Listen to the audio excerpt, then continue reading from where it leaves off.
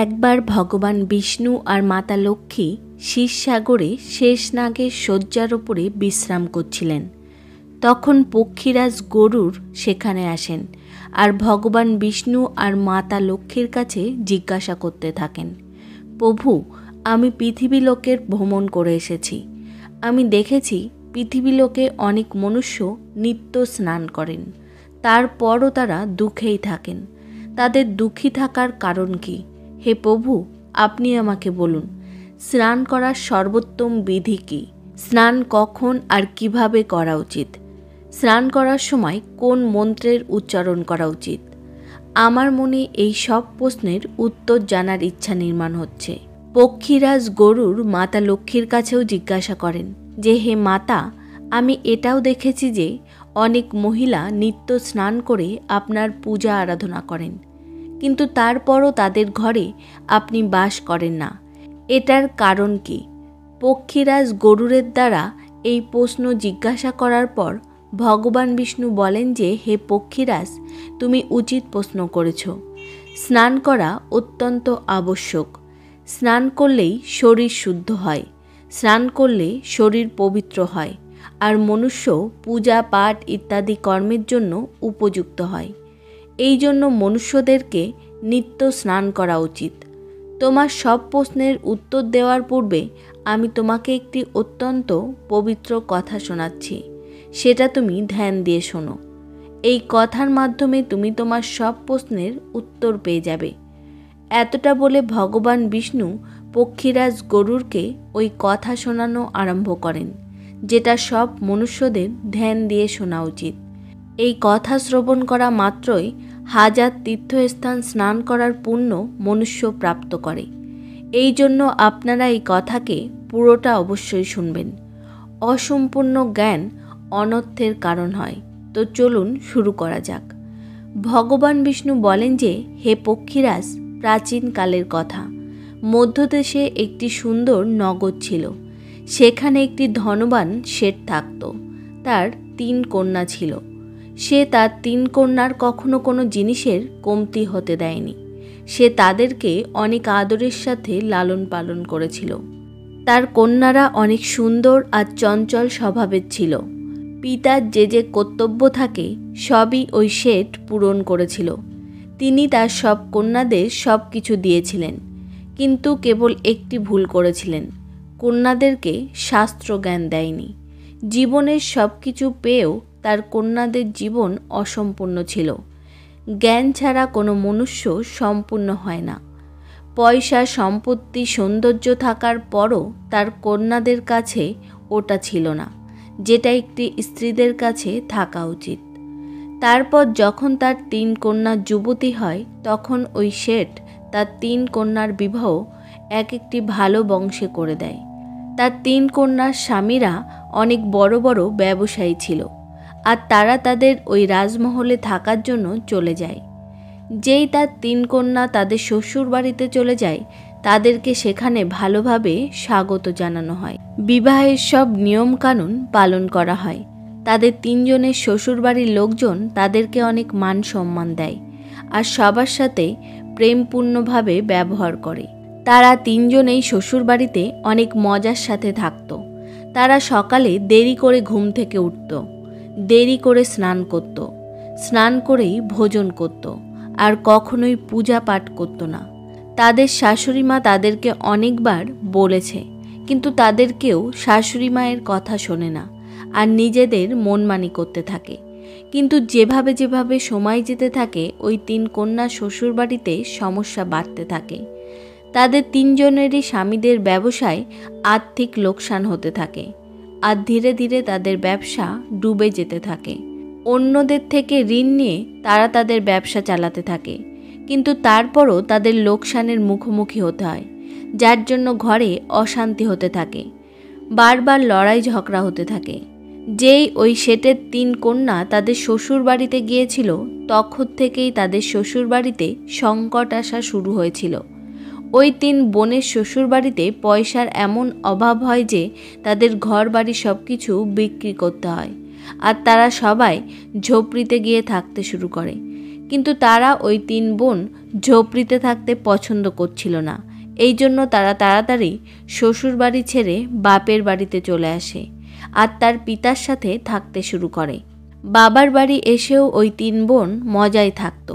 এখানেও তারা 3 জন দেরি করে উঠত, দেরি করে স্নান করত, বিনা স্নান করেই ভোজন করত, যে কারণে তাদের পিতার ব্যবসায়ও লোকসান হতে শুরু করে আর ওনার আর্থিক অবস্থাও খারাপ হতে শুরু করে। তারপর একদিন তাদের গৃহে ভগবান বিষ্ণু একটি সাধুর রূপ ধারণ করে আসেন।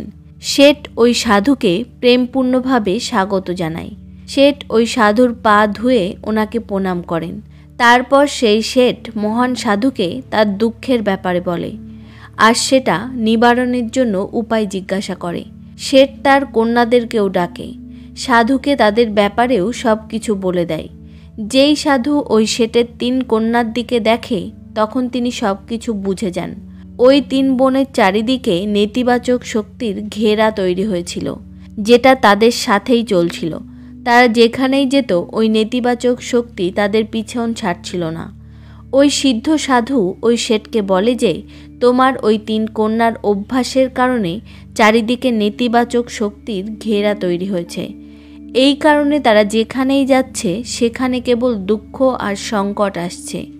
তোমার 3 কন্যাই অত্যন্ত অলস, দেরি করে ঘুম থেকে ওঠে, দেরি করে স্নান করে, বিনা স্নান করেই ভোজন করে, আর এটাই কারণ যে তাদের জীবনে সংকট আসছে।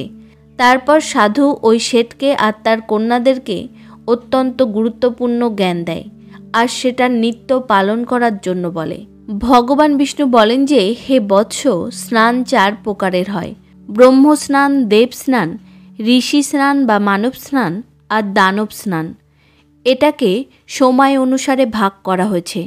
শাস্ত্রে ব্রহ্ম মুহূর্তে করা স্নানকে সর্বোত্তম বলে মনে করা হয়েছে।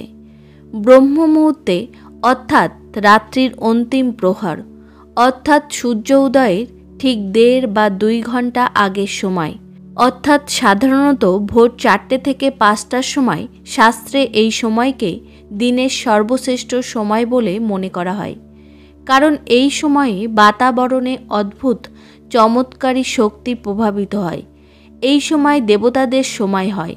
ওই সময় দেবতাদের স্মরণ করে ব্রহ্ম মুহূর্তে করা স্নান সর্বশ্রেষ্ঠ বলে মনে করা হয়েছে।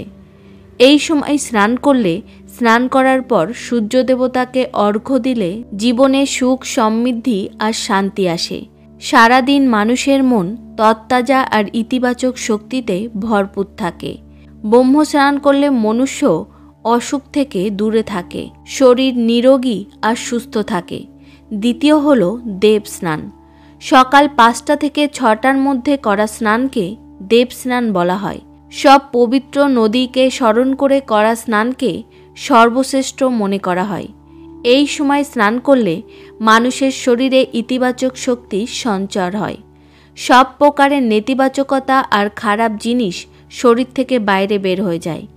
এইভাবে দেব স্নানের সময় স্নান করলে শরীরের সাথে সাথে মন শুদ্ধ আর পবিত্র হয়ে যায়। এই সময় স্নান করলে ধন সম্পত্তিতে বৃদ্ধি হয়, মনুষ্য সব ভৌতিক সুখ প্রাপ্ত করে। সকাল সকাল যখন আকাশে তারা দেখা যায়, ওই সময়ে করা স্নানকে ঋষি স্নান বলা হয়। এটাও শ্রেষ্ঠ স্নান বলে মনে করা হয়। এই সময় স্নান করলে মানসিক শান্তি পাওয়া যায়। তৃতীয় হলো মানব স্নান। সকাল 6টা থেকে 8টার মধ্যে যে স্নান করা হয় সেটা মানব স্নান বলা হয়। এই স্নান সূর্যোদয়ের সময় বা সূর্যোদয়ের ঠিক পরেই করা হয়। এই সময় স্নান করাকেও ভালো বলে মনে করা হয়েছে। শরীর সারাদিন তরতাজা আর ফুর্তিতে ভরপুর থাকে, ইতিবাচক শক্তিতে ভরপুর থাকে, যেটা যে কোনো কাজকে করার জন্য উৎসাহিত করে। মনুষ্যদের কখনো সূর্য উদয়ের 2 ঘন্টা পর স্নান করা উচিত নয়, অর্থাৎ সকাল 8টার পর স্নান করা উচিত নয়। এই সময় বাতাবরণে ইতিবাচক শক্তি অনেক কম হয়ে যায়। এই জন্য মনুষ্যদের মধ্যে উৎসাহ আর শক্তির কমতি দেখা যায়, যার জন্য তারা সারাদিন অলসতা অনুভব করে। সারাদিন শরীরে অলসতা থাকে আর কোনো কাজে মন লাগে না। সকাল 8টার পর স্নান করলে ব্যক্তির জীবনে দুর্ভাগ্য আসে, শরীরে নেতিবাচক শক্তির বসবাস হয়। এমন মনুষ্য যে স্থানেই যায় তার সাথে সাথে দুর্ভাগ্য চলে আসে। তোমার এই 3 কন্যা সকালে দেরি করে স্নান করত, যে কারণে তাদের শ্বশুরবাড়ির সব সম্পত্তি নষ্ট হয়ে গেছে, আর এখন তোমার ধন সম্পত্তিও নষ্ট হচ্ছে। সূর্যোদয় হওয়ার অনেকক্ষণ পর পর্যন্ত যারা স্নান করে না তাদের মনে সারাদিন ক্রোধ, দ্বেষ, নেতিবাচকতা, দুর্বলতা আর খিটখিটে ভাব থাকে, যার জন্য তাদের কাজে মুশকিল আসতে পারে। এই জন্য প্রতিদিন ব্রহ্মস্নান, দেবস্নান, ঋষি স্নান বা মানব স্নান করার পরামর্শ দেওয়া হয়েছে। প্রতিদিন এই পবিত্রকালে উঠে স্নান করে ঈশ্বরকে পুরো শ্রদ্ধার সাথে আরাধনা পূজা পাঠ করলে আর সূর্য দেবতাকে অর্ঘ্য দিলে আমাদের শরীরের সাথে সাথে মন শুদ্ধ আর পবিত্র হয়ে যায়, আর আমাদের অনেক সমস্যার সমাধান হয়ে যায়। আমাদের মধ্য থেকে সব প্রকারের নেতিবাচকতা দূর হয়ে যায়, সমৃদ্ধির মার্গ খুলে যায়। সন্ধ্যাকাল আর রাত্রের সময় অতি আবশ্যক না হলে একদমই স্নান করা উচিত নয়। ভগবান বিষ্ণু বলেন যে, হে বৎস, এখন আমি তোমাকে স্নান করার সময় বলা অত্যন্ত গুরুত্বপূর্ণ কথা বলতে যাচ্ছি। এই জন্য তুমি এটাকে ধ্যান দিয়ে শোনো। যে এই মন্ত্রের উচ্চারণ করে স্নান করে তার সব পাপ ওই মুহূর্তেই নষ্ট হয়ে যায়, তার দুর্ভাগ্যও নষ্ট হয়ে যায়, আর সে সুখ সমৃদ্ধি প্রাপ্ত করে। এই মন্ত্র এই প্রকারের: ওম গঙ্গে চ যমুনে চৈবা গোদাবরী সরস্বতী। এটার অর্থ হল, হে গঙ্গা, যমুনা, গোদাবরী, সরস্বতী, নর্মদা, সিন্ধু আর কাবেরী মা, আমার স্নান করার জলে আপনারা সবাই আসুন। এই মন্ত্রের উচ্চারণ করলে সব তীর্থস্থানে স্নান করার পুণ্য পাওয়া যায়। এইভাবে ভগবান বিষ্ণু ওই শেঠকে স্নান করার গুরুত্বকে বোঝায়। তারপর শেঠের 3 কন্যা তাদের ভুল বুঝতে পারে। তারা 3 জন তাদের নিজের নিজের শ্বশুর বাড়িতে চলে যায়, আর ভগবান বিষ্ণুর দ্বারা বলা স্নান করার সময় সব নিয়মের পালন করতে শুরু করে। তারা 3 জন সকালে ব্রহ্ম মুহূর্তে জেগে স্নান করতে শুরু করে, আর প্রতিদিন সূর্যকে জল দিতে থাকে। প্রতিদিন সকালে স্নান করার জন্য তাদের শরীর পবিত্র হয়ে যায়, আর ওই নেতিবাচক শক্তিও পুরোপুরিভাবে নষ্ট হয়ে যায়। ধীরে ধীরে তাদের স্বামীর ব্যবসাও ঠিকভাবে চলতে শুরু করে, আর তাদের হারিয়ে যাওয়া সব কিছু তারা আবার ফিরে পায়, আর তারা 3 বোন অনেক প্রসন্নতার সাথে তাদের শ্বশুর বাড়িতে থাকতে শুরু করে। তো বন্ধুরা, এইভাবে আমাদের জীবনে স্নানের অনেক গুরুত্ব আছে। এই জন্য আমাদের রোজ সকালে তাড়াতাড়ি স্নান করা উচিত। সকাল 8টার পর স্নান করা অশুভ বলে মনে করা হয়। এইভাবে ভগবান বিষ্ণু পক্ষীরাজ গরুরকে স্নান করার গুরুত্বকে বুঝিয়েছেন। আশা করছি আপনাদের এই কথা পছন্দ হয়েছে। ভিডিওটি ভালো লাগলে ভিডিওটি লাইক অবশ্যই করবেন, আর কমেন্টে জয় শ্রী হরিবিষ্ণু আর জয় মাতা লক্ষ্মী অবশ্যই লিখবেন, আর তার সাথে চ্যানেলটিকে সাবস্ক্রাইব করে নেবেন, যাতে এরকম আধ্যাত্মিক কথা আপনি জানতে পারেন। দেখা হচ্ছে অন্য কোনো কাহিনীতে। তত সময় নিজেদের খেয়াল রাখবেন। ধন্যবাদ।